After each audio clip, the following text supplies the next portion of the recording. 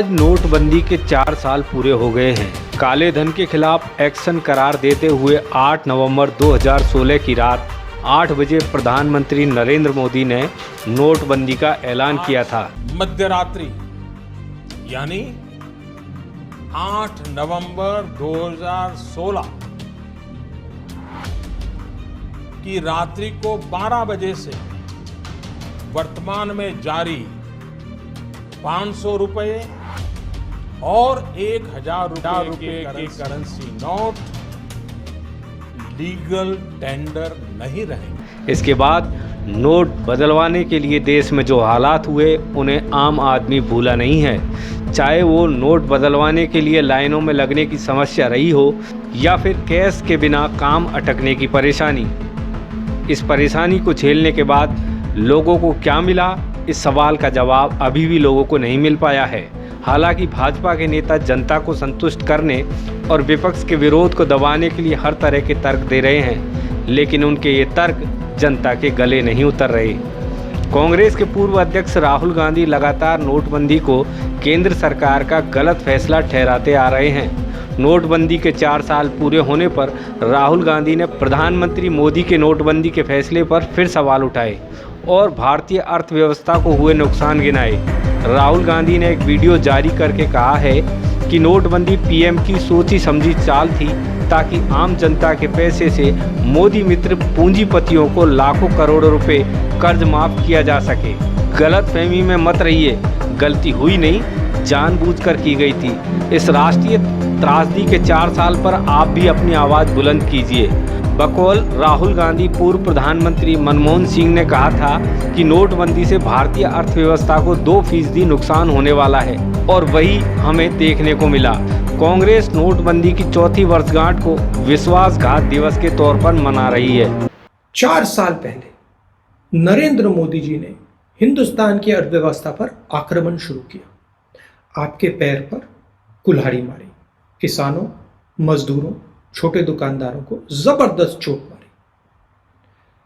मनमोहन सिंह जी ने कहा कि अर्थव्यवस्था को 2% नुकसान होने वाला है और वही हमें दिखने को मिला। प्रधानमंत्री जी ने कहा काले धन के खिलाफ लड़ाई, मगर काले धन के खिलाफ लड़ाई नहीं थी, यह झूठ था। आक्रमण आप पे हो रहा था। आपके पैसे को आपसे छीनकर नरेंद्र मोदी अपने चुने हुए 2-3 उद्योगपति मित्रों को देना चाहते थे। आप लाइन में खड़े हुए, उस लाइन में नरेंद्र मोदी जी के बड़े बड़े उद्योगपति मित्र नहीं थे। आपने अपना पैसा बैंक में डाला और बैंक से नरेंद्र मोदी जी ने आपका पैसा अपने मित्रों को दे दिया, उनका कर्जा माफ किया। 3,50,000 करोड़ रुपए उनका कर्जा माफ किया। उसके बाद नरेंद्र मोदी जी ने गलत जीएसटी लागू की, रास्ता साफ किया। छोटे दुकानदारों को, मिडिल साइज बिजनेस वालों को, स्मॉल बिजनेस वालों को खत्म कर दिया। रास्ता किसके लिए साफ किया? फिर से अपने चुने हुए 3-4 उद्योगपति मित्रों के लिए। वहीं दूसरी ओर नोटबंदी के 4 साल पूरे होने के मौके पर प्रधानमंत्री मोदी ने कहा है कि इससे काले धन को कम करने में मदद मिली है, कर अनुपालना में वृद्धि हुई और पारदर्शिता बढ़ी है।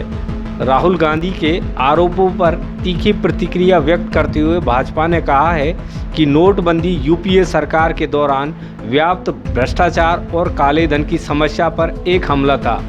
भाजपा के राष्ट्रीय प्रवक्ता राजीव चंद्रशेखरन ने कहा है कि नोटबंदी व्यवस्थागत आर्थिक भ्रष्टाचार और काले धन की अर्थव्यवस्था के लिए एक झटका थी।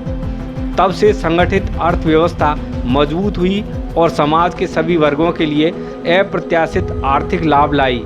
अगर कोई है जिसे लूट और अर्थव्यवस्था के कुप्रबंधन के बारे में बात नहीं करनी चाहिए तो वो कांग्रेस के लोग हैं। नोटबंदी को लेकर राजस्थान के मुख्यमंत्री अशोक गहलोत ने भी कड़ी प्रतिक्रिया व्यक्त की है। सीएम गहलोत ने कहा है कि नोटबंदी ने आम गरीब और छोटे दुकानदारों की कमर तोड़ दी। लोगों ने नोटबंदी के दौरान बहुत बुरा वक्त देखा, जिसका दुष्प्रभाव अब तक झेलते आ रहे हैं। सरकार ने जिस सोच के साथ नोटबंदी लागू की थी वो कहीं भी पूरी होती नहीं दिख रही। 4 साल पहले जिस रूप में नोटबंदी की गई, पूरा देश सख्ते में आ गया। जब प्रधानमंत्री जी ने कहा, मोदी जी ने, 4 घंटे बाद में आपके तमाम 500 रुपये के, 1000 रुपये के नोट खारिज हो जाएंगे, लोग समझ नहीं पाए और ऐसी स्थिति बनी पूरे मुल्क में। छोटे व्यापारी, किसान, मजदूर, काम धंधे सब चौपट हो गए। बिना कैश के लेन देन के व्यापार छोटे होते नहीं हैं। खेती नहीं होती है, किसानी नहीं होती है, कृषि विपणन नहीं होता है। छोटे व्यापारी होते हैं, दुकानदार होते हैं, सबको लाइन में लगा दिया और कहा 21 दिन के बाद में सब ठीक हो जाएगा। नोटबंदी से फेक करेंसी समाप्त हो जाएगी, नोटबंदी से ब्लैक मनी समाप्त हो जाएगी, सारा पैसा जमा हो जाएगा, वाइट मनी, नक्सलवाद खत्म हो जाएगा, आतंकवाद खत्म हो जाएगा।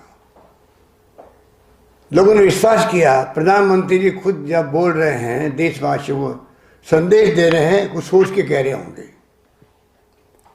पर जिस प्रकार के हालात उस बने थे, कितने लोग मारे गए हैं लाइनों में खड़े खड़े, कोई गिनती नहीं है। लंबी लंबी लाइनें लगी थी नोट को बदलवाने के लिए। हालात बड़े गंभीर हो गए। डिजिटल लेन देन शुरू हो जाएगा, वो तो वैसे ही होना था क्योंकि तैयारी हो चुकी थी यूपीए गवर्नमेंट की। परंतु वापिस जो है कैश चलन वापस हो गया, ब्लैक मनी वापस मार्केट में आ गई। तो फिर वो कहाँ तो ब्लैक मनी, कहाँ फेक करेंसी गई, किसी को पता नहीं, बताने के लिए कोई तैयार नहीं। उसके बाद में जो हालात बिगड़े देश के,